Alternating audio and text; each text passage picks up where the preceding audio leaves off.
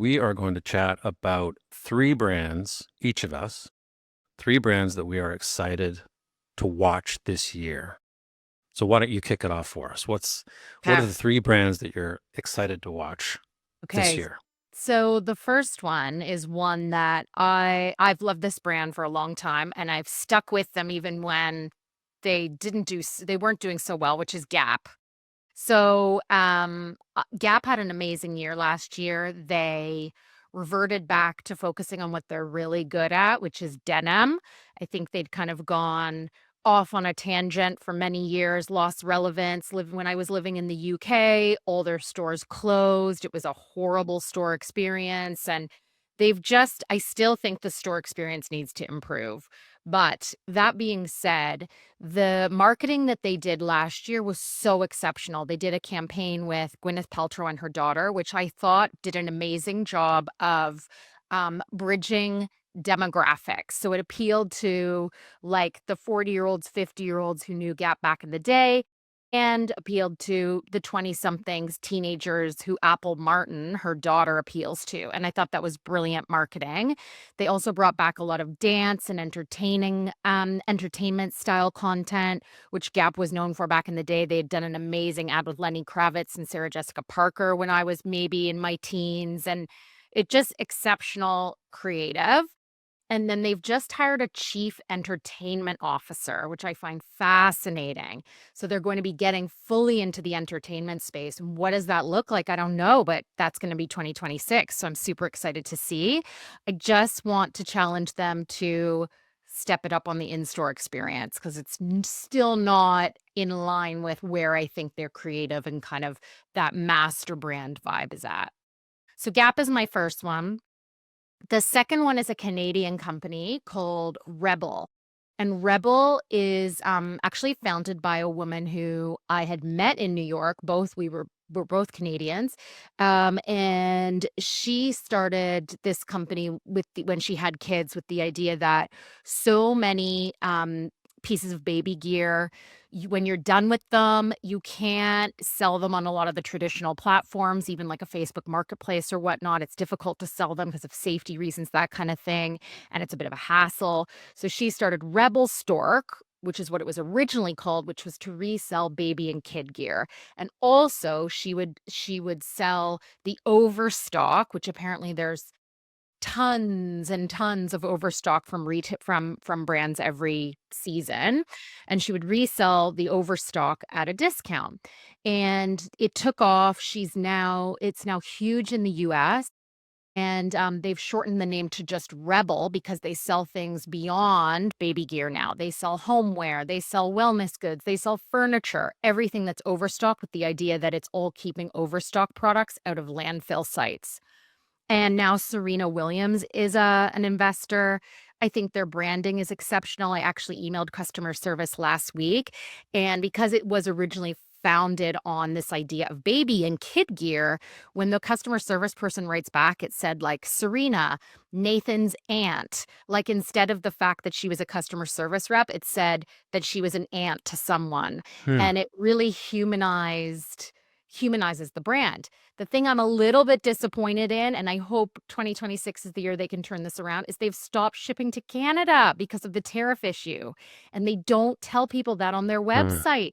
So I went to buy something, couldn't get it to switch to Canadian dollars, emailed them, and they said, "Oh, we're not shipping to Canada." And I said, as a Canadian brand, you're going to lose Canadians fast with that, especially now.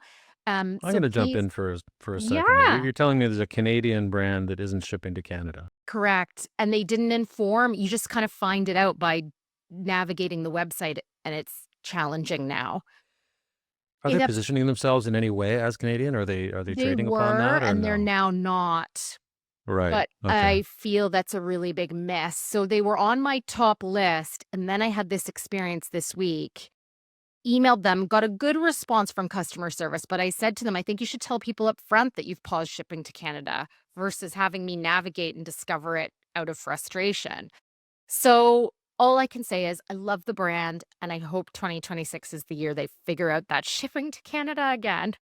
And I know it's not totally their fault, but the communications around it is what they own. So Then my 3rd one is Toronto Tempo, WNBA team. Oh, Yeah, I'm not a okay. big sports person, but I love what they did in terms of they crowdsourced and basically they crowdsourced the name, Tempo. They Uh, did. Okay, yep. I didn't know that. They launched it in a really cool way. The social media has been exceptional. They had Rick the Temp. I don't know if you remember him from back in the Much Music days. Yes. He was Yes. involved, and he pretended to be a Mhm. temp at the Toronto Tempo Mm. offices. Like, again, bringing in this generation, but Mhm. also appealing to the next generation with, like, super cool uniform unveiling, and I'm just excited to see what happens with that brand when they first start playing in May. Oddly enough, Serena Williams is also an investor, so apparently I like the brands she's investing in. So those are my 3. Fascinating. Yeah. I watched the launch of the, Tempo name and thought it was extremely well done. I think it's a great name. Yes. I commented on it at the time, and I contrasted it with, the new the name for the new, Toronto, women's hockey team, Is the that the Scepters? Scepters. The Yeah. Scepters, yes. Yep. I think Tempo's a way better name.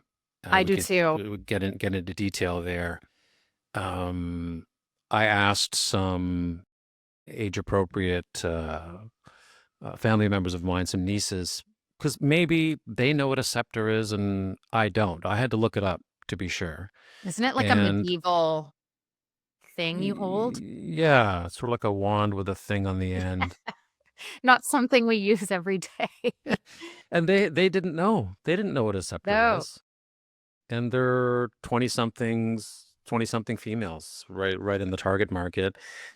And you start to think about what the in-game experience could be, for example. And yeah, there's definitely opportunities around royalty, and I could see younger members of the audience dressing up, or who knows, maybe even older members getting into the royal thing. It's just that the scepter isn't clear enough in my mind. No. Yeah. Whereas as tempo is strong, short, notable. Alliteration. Love Love it. alliteration. Exactly. Yes. Toronto tempo. Thank you. Yeah. Yeah, with you all the way on that. I think they did a terrific job, and I didn't know they crowdsourced it. In the announcement, they didn't talk about that. You know what? I say crowdsource, but I think actually what was done is you could submit your name idea. I don't know if they ever did an Mm, actual vote on it, but they took consumer mhm. name suggestions. The fact they didn't mention it in the launch might mean they didn't end up using a consumer name suggestion, but I know that was part of the original launch of Mhm. help us figure out the name. So Well, here's a anyway, tip to all brands. Never do a vote on your name. Just don't do it. Really terrible idea because you're gonna get a lot of crummy names, and then there's gonna be pressure to pick something bad, or go back and say, "You know what? Thank you, but no, we're not gonna go with any of your suggestions, and that's a bad look." Don't do it. I agree. So I should check on that. Next time we chat, I'll do a fact check on that one, see what actually happened there. They ended up with a great result. So good for them. Good for Totally. them. So what are your Okay. top 3? Well, thank you. A little bit of a different tack here. It's FIFA and the World Cup. Uh-huh. So we have the World Cup taking place in Canada, the United States, and Mexico. One of the world's most prominent brands. Again, I'm mashing them together, FIFA and the World Cup, because one is the organizing body and one is the delivery mechanism, if you will. There are questions around the quality of the games because it's going to be very, very hot. And a lot of those players, the Europeans in particular, are not used to playing in super hot American and Mexican conditions and what that will do. There might be issues around the quality of the fields. There have already been issues around the price of the tickets. There's been a lot of controversy about the incredibly high price of tickets and how convoluted um, and arduous and long the process is to actually Oof. buy tickets. So they that hasn't been a good look for them, and they've done some backtracking where they've come back and offered some seats at a heavily discounted price, and they've also been using a dynamic pricing model that has been, I would say, highly opportunistic. They are jacking it up to the max, so really charging people through the nose to attend those games. This feels like a cross-category issue. I mean, you look back at Taylor Swift tickets that were Mm. just unreachable for so many people. It just that feels like a major problem to solve at some point. Ticketmaster, I don't know who's gonna take that on, but, that's interesting, and especially because I think of soccer as being such a globally accessible game. I mean, you've got kids playing it all over the world, and they're fans, whether they're from a neighborhood that's really, well-to-do or a neighborhood that's not. Kids are playing soccer because all you need is a ball, so it feels really off-brand to make it inaccessible like that. That's yeah. You're totally right about that. That's a terrific insight. And I was recently I was paying a visit to Costa Rica, and I got to see local people, local young men playing soccer on their field. Oh, And these are economically, they're poor, and they're playing that game, and it was awesome. The whole community was out, and they had, they're selling drinks and food, and it was fantastic. It was a lot of fun, and to see the aggression with which they go after the game too. They're they that's take it, cool. if not Passion. as seriously as we take hockey, even more so. So that was exciting. That was a cool cultural experience. The third brand I want to mention is Canada. Oh, good one. This is going to be a big year on Canada showing what it is. And I know we have considerable internal division and dialogue about who we are and where we are going and how we should handle geopolitical events. This is going to be a big year where Canada shows what it's made of. And without getting too far into the politics, it's hard to predict exactly what's going to happen. But this is the way that things have been ratcheting up, and we're speaking uh, in late January 2026. It's very clear that there are going to be some key moments over the next days, weeks, months, and this year where I think we're really going to find out what we're made of. Yeah. Yes. Yes, and all the more reason for brands with a Canadian angle, edge, ownership to lean into that and own it. So, that Canada's such a great one. We could do a whole topic on that, I'm certain. Definitely. Yeah. Yep. Thanks, Andres. Love those. Thank you.